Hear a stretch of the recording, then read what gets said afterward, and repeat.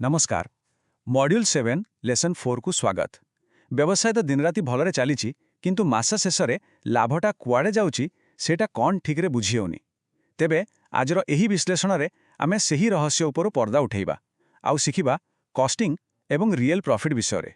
केते सत कथा नुए कि जेतेबेले प्रॉफिट केवल गोटे गेस बा अनुमान हो जाए सेतेबेले बिजनेस रो भविष्यत भी अनिश्चित हो जाए। आमे जानि पारुनु क्योंठी पैसा लगेबा ठीक हबो बा क्योंठू खर्च कम करिबा दरकार। तेबे चलंतु एही गेसवर्क बा अंदाजा लगेबा काम को एबे बंद करिबा। एही विश्लेषण रे आमे एक स्पष्ट रास्ता देखिबा जहा व्यवसायर लाभ को केवल एक आशा नुहे बरं एक ग्यारंटी रे बदलाई देबो। एटा गोटे बहुत जरूरी प्रश्न निजको पचारिबा दरकार। सतरे कौन बिजनेस प्रॉफिटेबल हुए तो लागू थाई पारे जे सबु ठीक चलीछि किंतु सेई लाभर रियल नंबर्स कौन आम पाखरे अछि। आउ सेई रियल नंबर्स पाखरे पहुंचबार रास्ता हेउछि कॉस्टिंग। एहाको आमे बिजनेस रो फाइनेंशियल हेल्थ जानिबार मास्टर की बोली भी कहि परिबा। सरल भाषारे कहिले कॉस्टिंग हेउछि गोटे प्रोडक्ट तयारी करिबा पई जेते भी खर्च होउछि से सबुर हिसाब।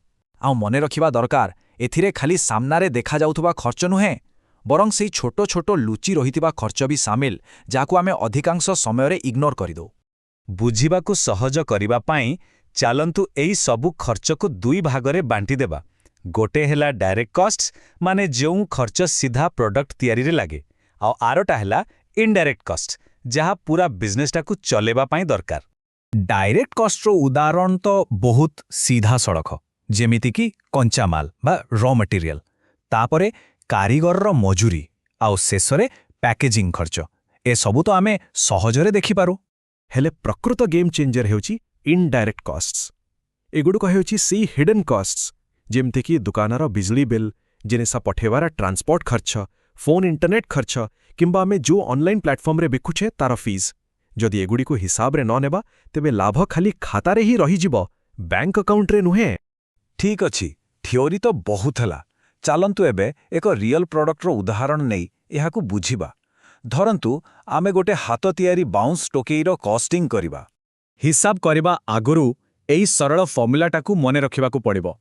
टोटल कॉस्ट केमिति बाहरिबो सीधा कथा डायरेक्ट कॉस्ट्स आउ इनडायरेक्ट कॉस्ट को मिसेई देले बास एतिकी। आसंतु टोकेई रो हिसाब देखिबा।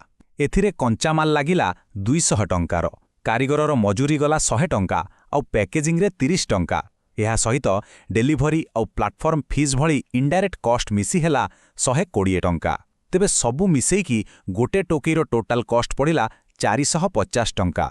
बढ़िया एबे आम पाखरे टोटल कॉस्ट अछि तेणु रियल प्रॉफिट बाहर करिबा बहुत सहज। फॉर्मूलाटा तो समस्त को जଣା। प्रॉफिट बाहर करिबा को हेले सेलिंग प्राइस रु टोटल कॉस्ट को बाद देबा को पड़िबो। तेबे जदि एई टोकेई रो सेलिंग प्राइस 650 टंका रखा जाए और आमर टोटल कॉस्ट हेउची 450 टंका ताहेले लाभ हेला पूरा 200 टंका।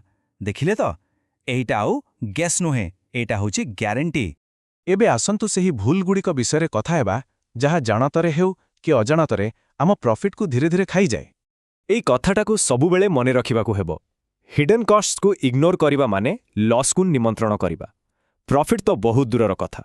तेबे टिके चिंता करिबा आमर कॉस्टिंग रे कोन एमिति किछि भूल हेउछि कि कोन खाली रॉ मटेरियल रो हिसाब करा जाउछि ऑनलाइन प्लेटफॉर्म फीस कथा कोन मनरु बाहरी जाउछि पैकेजिंग आउ रिटर्न्स रो खर्च छाड़ी दिया जाउछि कि जदि एमिति किछि भी होउथाय तेबे एबे ही सावधान हेबार समय। ठीक अछि भूल गुडी को तो जानि गेले। एबे चलंतु सठिक रास्ता देखिबा केमिति आमे कॉन्फिडेंस रो सहित प्राइसिंग करि परिबा आउ गोटे सस्टेनेबल बिजनेस तयारी करि परिबा। देखंतु एई फॉर्मूलाटा हेउछि सफलतार चाबिकाठी। जेतेबेले कॉस्ट रो हिसाब करेक्ट थाए सेतेबेले प्राइस भी करेक्ट रखी हुए आउ तापरे जाई रियल प्रॉफिट मिले।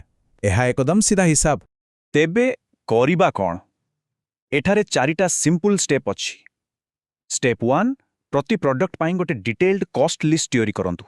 स्टेप 2 ए लिस्ट को रेगुलर अपडेट करंतु काहेकि जिनस पत्रर दाम तो बदलु थाए। स्टेप 3 रिटर्न्स पाई गोटे बफर रखंतु। आउ स्टेप 4 जेतेबेले कॉस्ट विषय पूरा क्लियर हेई जिबे सेतेबेले जाई फाइनल प्राइस सेट करंतु। तेणु मोट उपरे कथा हेला जेतेबेले कॉस्ट को नहीं क्लैरिटी थाए सेतेबेले बिजनेस डिसीजंस नेबा बेले कॉन्फिडेंस भी आसे आउ डर लागेनी। आशा करुछि कॉस्टिंग रो एही एनालिसिस व्यवसाय को गैसवर्क रु बाहर करी गोटे ग्यारंटी रो रास्ता देखाइबो। କାରଣ ମନେ ରଖିବା ଦରକାର ଯିଏ କଷ୍ଟକୁ କଣ୍ଟ୍ରୋଲ କଲା ପ୍ରଫିଟ୍ ତା ପଛେ ପଛେ ଆସେ। ଆମର ପରବର୍ତ୍ତୀ ବିଶ୍ଳେଷଣରେ ଆମେ ବିଜନେସ୍ର ଲାଇଫ୍ ବ୍ଲଡ୍ ମାନେ କ୍ୟାଶ୍ ଫ୍ଲୋ ବିଷୟରେ କଥା ହେବା। ତା ପାଇଁ ପ୍ରସ୍ତୁତ ରହିବେ।